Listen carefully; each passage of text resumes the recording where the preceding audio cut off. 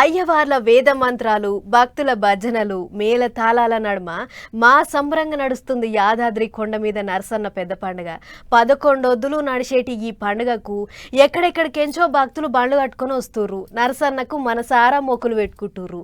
పోయేతందుకు తీరికే దొరికినోళ్ళు గుట్ట మీదకి పోయి చూస్తుర్రు కూడా. పోలేనోళ్ళు, చూడలేనోళ్ళు ఉంటారు కదా, ఆగో అసొంటోళ్లకు మేము చూపెడతాము. చూడురి నరసన్న వైభవం ఎట్లుందో.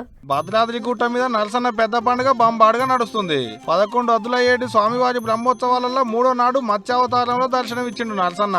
ముద్దుగా జింగారిచ్చి ఆలయ మాడవీధులలో ఊరేగిస్తుంటే అబ్బో వచ్చిన భక్తులది ఒక మురిపేం కాదు పో. స్వామివారి పల్లకి వస్తుంటే భక్తులు చేతులెత్తి మొక్కులు పెట్టుకున్నారు. సోమకాసుడు అనేటి రాక్షసుడు దొంగతనంగా వేదాలను ఎత్తుకపోయి సప్త సముద్రాల అడుగున దాసుకున్నప్పుడు లోకరక్షణ కొరకు శ్రీ మహావిష్ణువు మత్స్యావతారంలో పోయి వేదాలను పట్టుకొచ్చిండని అక్కడి భక్తుల నమ్మకం. అందుకనే నరసింహస్వామిని మత్స్యావతారంలో కొలుసుకుంటారు అన్నట్టు. ఇట్లకి 11 ఒద్దులు గుట్ట మీద పెట్టేటి వాహన సేవలో రోజుకు అవతారంలో దర్శనం ఇస్తాడు స్వామివారు. 24వ తారీఖు నాడు స్వామివారి ఎదుర్కోలు, 25వ తారీఖు నాడు తిరుకల్యాణం, 26వ తారీఖు నాడు దివ్య విమాన రథోత్సవ కార్యం ఉంటది. ఆఖరి నాడు అంటే 11వ నాడు అష్టోత్తర శతకటాభిషేకం కార్యంతో నరసన్న పెద్ద పండుగను ముగిస్తుంటారు గుడి పెద్దయ్య వాళ్ళు. ఇగేటు ఐతారం వస్తుంది కదా, పోరలకు బళ్ళుండవు, పెద్దోళ్ళకు ఆఫీసులు ఉండవు. నరసన్న దర్శనానికి బండ్లు కట్టురి మరి.